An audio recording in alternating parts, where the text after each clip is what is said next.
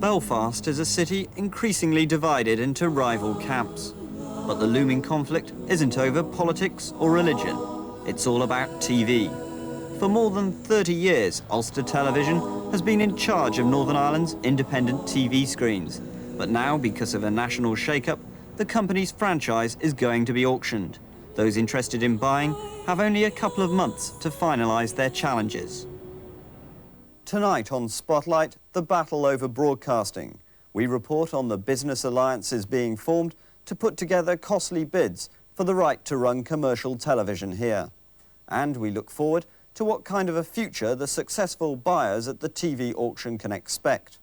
With the growth of satellite and cable television, how will established broadcasters cope with increasing competition both for viewers and for advertising?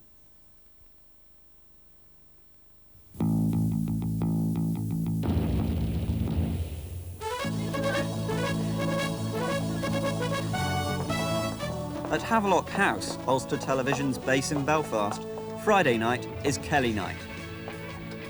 From tea time onwards, there's a frenzy of activity to make sure everything goes smoothly. There's the audience to be seen to their places, lights and cameras to be sorted out, and a few last-minute script details to be completed.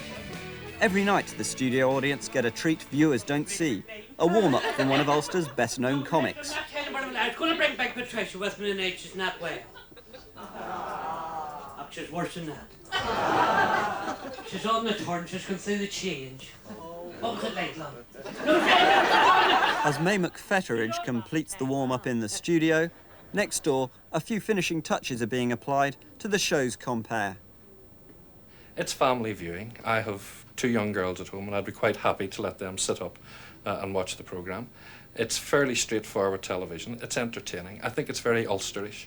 We do have a lot of guests that perhaps you've seen on Wogan or on other chat shows, but I think the major difference is that these people are in Belfast and they're talking to a local lad. On air in 10, 9, 8, 7, 6, VTR 5, roll, 4, 3, 2, 1, 0. We're away. On air. UTV is hesitant about using the word flagship to describe the Kelly show, but it's an extremely important component in its local output. It gets good ratings with the viewers and is therefore popular with the advertisers, who provide the lifeblood of independent television. The Kelly show has all adult appeal, less of a younger audience being Friday night. Young people will tend to be out on the town. Therefore, it will appeal to all adult products, motor cars, financial services, food, supermarkets, beers, drinks, and a total spectrum of advertising needs will be met there. It attracts regularly between 60 and 70% of the viewing share across the 4 channels. That represents a good audience. It certainly is attractive to advertisers, and it's an important programme for us in that respect, certainly. Good evening. It is my privilege, my rare privilege, in fact it is my unique privilege, to be the first person to appear before you on Ulster Television. Laurence Olivier made a special appearance on UTV's first day on the air, Halloween 1959. The new company's priority was to establish a sure footing in the coverage of local news. But it didn't neglect the lighter side of life, building up a rapport with the viewer by creating the image of a family station. Over the course of 20 years, UTV became part of the fabric of society here. But in the last franchise round a decade ago, the company faced a determined challenge from a group featuring many well-known faces from the world of entertainment. One of the leaders of the consortium was Derek Bailey, now an independent filmmaker in London. He says the challenge was based on a feeling that UTV had defined their role too narrowly. We aimed at the programming. We simply felt that not enough had been done. The argument was that at the time that UTV were bound to get it because they hadn't put a foot wrong. Our argument was, yes, but how many feet had they put right? I.e., had they been sufficiently adventurous? Clearly they had done a marvellous job in the the handling of the news of the previous 10 years and in the current affairs output, but we did feel there were very, very serious gaps in the other range of programming that they should be coping with. Besides the TV personalities, the unsuccessful 1980 bid involved a number of businessmen, including the head of the Antrim printing firm W&G Baird. Now the managing director, Roy Bailey, is trying again with a new group of associates. I'm surprised and I'm full of admiration because indeed that was a big effort the last time, and so Roy Bailey does know exactly what is involved this time, and he's going into it with his eyes open in a way that we didn't. The announcement of the Roy Bailey bid last month has confirmed UTV's view that they've a fight on their hands. Now much of the management's time is taken up preparing the detailed application form for renewal of their licence. Even before the bidding starts, the business of mounting an application will cost UTV and its challengers something in the region of £250,000 each. We are taking all challenges in a very serious way because the survival of the company, our company, is at stake here, so we'll be taking them seriously. Roy Bailey's not alone in mounting his challenge. With him is the producer of the Head Start business programme, Alan Wright. Paul Hunt, whose family owns the off-licence chain Winemark, is also understood to be backing the bid. The Tato Crisp Company of Tandragee declined to confirm or deny reports that they were involved. The group is supported by the financial acumen of the investment branch of Ulster Bank. But the competition for the ITV franchise here isn't going to be a two-horse race. Barney Eastwood has decided to expand out of boxing, betting and his numerous other business concerns into television. He has enlisted the help of a former controller of BBC One and former chairman of Thames, Brian Cowgill, who's acting as a consultant. Musician Phil Coulter has also confirmed his involvement. Another member of the group is Belfast lawyer Paul Tweed. Barney Eastwood's consortium decided not to appear on this programme. Roy Bailey's Television Northern Ireland also declined an interview. So why the caginess? The reason is that neither group wants to give away details of all their members, all their financial resources and all their strategies. The Eastwood Cowgill Group has, however, revealed the outline of their bid to Spotlight. They plan to create two companies, one holding the actual licence to broadcast, the other employing independent producers to make programmes.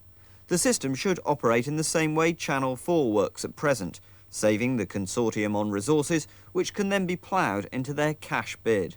The interesting thing about this process is that those bidding for the licence are not actually required to have any studios at all. They are required to have the use of studios inside the area, which in this case is Northern Ireland. But those studios need not belong to them. They can belong to somebody else. So you're getting near what is called a publisher company, where, and this is just an on-paper possibility, but you could have a company applying which would be, say, administration, sales for advertising, say a newsroom and current affairs, and everything else could be produced by independent producers, bought in. Don Anderson used to be a reporter on screen, but today he's busy behind the scenes as regional officer of Commercial TV's regulatory body, the Independent Television Commission. He'll be scrutinising the fine detail of any applications that come in. The deadline for bids is just 2 months away. They must be submitted by midday on the 15th of May. Then the license applications are examined, first of all for a quality threshold in terms of programming. After that, the bids, the cash bids, are examined, and if it runs to plan, those who submit the highest bids are given the license. And when will the decision be made? The decision should be made by the end of October. The rules for the franchise contest were set by the government in its Broadcasting Act, which passed through Parliament last year. In basic terms, the Act offers the regional television franchises to the highest bidders. Each group decides how much money it can afford to pay the government, this figure is kept strictly confidential. The auction process is riddled with contradictions, and we think it's also dangerous that an ITV franchise should be awarded on the basis of great dollops of money being put on a table. An ITV franchise is of much greater community importance than that. It's about delivering balanced programming, about delivering quality of service.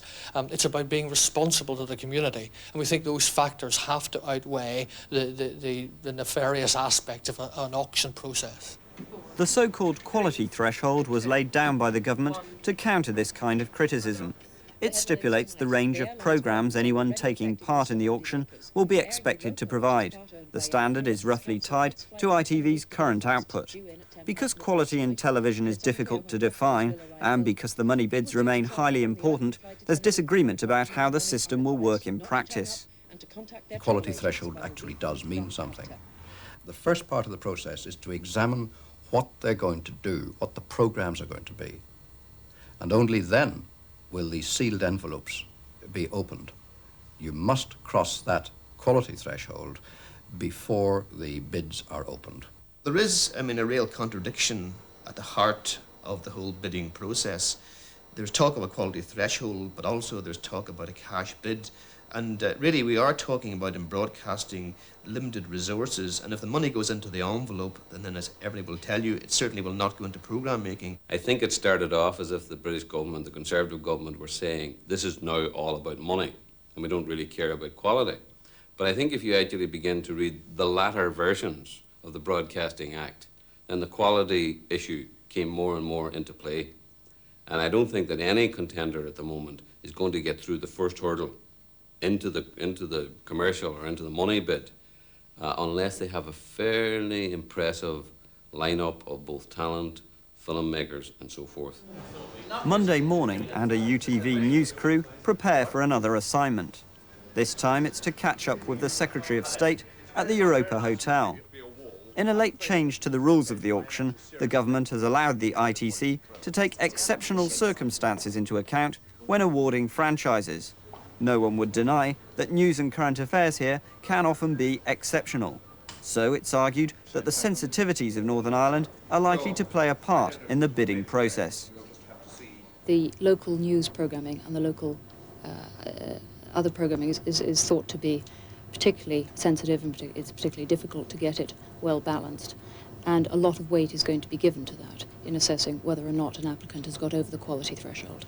There is a phrase in the Broadcasting Act referring to exceptional circumstances that the ITC can consider. Are they likely to consider the political sensitivities of Northern Ireland when judging bids? I'm sure they're likely to consider how well the applicant is going to fit those sensitivities. And it's possible that this franchise would go on exceptional circumstances, not to the highest bidder because of that. If the political sensitivity of the news here favours UTV, other elements in the company's record might not stand them in such good stead. The criticism made in the last franchise contest that the company isn't adventurous enough continues to be raised. There's particular concern about the lack of programmes it's made for the national network. It's always been said, partly in jest, that UTV is the station that's made its money through not making programmes rather than making them. That isn't peculiar, of course, to UTV. The smaller companies have been marginalised within the ITV network over a number of years in terms of their capacity to make programmes and to raise the finance for making programmes. We're unhappy about the amount of programmes that we've been able to get on the network. There have been reasons for that apply to all of the smaller ITV companies. And Ulster Television is one of the very smallest of all of the ITV companies. But we're happy with the guidelines which the ITC has laid out in the invitation to apply for the new licences, and we feel confident that will result in a fairer system in the future. The network is one thing, but any successful bidder will have to provide at least 6.5 hours of purely local programmes. UTV already carry out extensive surveys to gauge the tastes of the Northern Ireland viewer. At their home in East Belfast, the McClellan family don't have any special loyalty to one channel or the other. Like most people, they just pick and choose what takes their fancy. Just try and take the best of both worlds. If there's good programmes on BBC, I'd watch it. Same goes the other way around. You want to be informed, you want to see the news, you want to see what's happening. But I think first and foremost, I want to be entertained. I want to enjoy it. Did you instruct Peter to be cool with me? Did I done what? Cool, Mrs. Cairngorm. Do you hear that, Julia? Cool with his honour. As a piece of comic drama, no one can deny that the Irish RM, which UTV co-produced, is entertaining. But Ulster Television admits its dramatic programming has been thin on the ground. The reason, it says, is money. Drama is right at the upper end of the cost spectrum. It doesn't make sense economically to produce drama for transmission in Northern Ireland only to an audience, maximum potential audience here, of 1.5 million people. There isn't a single company in the whole ITV system that is making drama purely for transmission within its own region. So therefore, drama production within ITV depends upon obtaining a network outlet or a national outlet through Channel 4. We have tended to enter into co-productions to get drama that we would be involved in onto wider outlets such as that. If entertainment is what the viewers want, it's also going to appeal to advertisers. With the franchise in mind, the words Northern Ireland soap opera are on many people's lips. I think that the big gap in this marketplace, broadcasting-wise, has been the lack of a local soap opera. And given the success of RTE in developing local Irish soap opera and of course RTE's success as a station in the south against satellite, against multi-channel competition, has been driven so much by the extent of its local programming. I think the lesson there for us here is that a local Northern Ireland soap opera would provide us with some real rapport with audiences, and that's something I think a lot of advertisers would look forward to. I would hanker after drama to a great degree, and what I mean by that is not always the great plays that are going to cost millions of pounds. I'm talking about very localised type of drama. I mean, I grew up in an era that listened to the McCoys. I am of that era. My childhood memory is of coming home from school and getting my tea and my mother turning on the McCoys every evening. Now, that's important. I think we need to be turning on the McCoys television version within the next number of years. Like their challengers, UTV are unwilling to discuss their strategy in detail. But recently there have been big changes at Havelock House. Last November, the station's founding father, Brum Henderson, retired as chairman and was replaced by John McGuckian of the International Fund for Ireland. In the financial centres of London, UTV is tipped to emerge unscathed from the franchise battle. I think Ulster Television is seen as one of the safer incumbents, relying very heavily on its record in local news. Despite the strength of its position as a favourite to retain the franchise, it's vulnerable in one key area, and that is if there is a mood for change, a momentum for change in the community, then a franchise bidder could catch the wave and bring that sense of change along, perhaps a change in programming emphasis, perhaps a new emphasis on local programming in itself. And that's where they're vulnerable, despite the fact that they have delivered over 30 years of safe and balanced community programming. The challenger would have to argue to the ITC that it could provide very good local programming, and then it would have to mount a high bid. It's easily said. There aren't many months to get it done. Ultimately, it could all end in the courts. A disgruntled loser has the right to a review of whatever decision is made. But if all goes smoothly, the matter should be settled by autumn, ready for the new licence to begin in January 1993.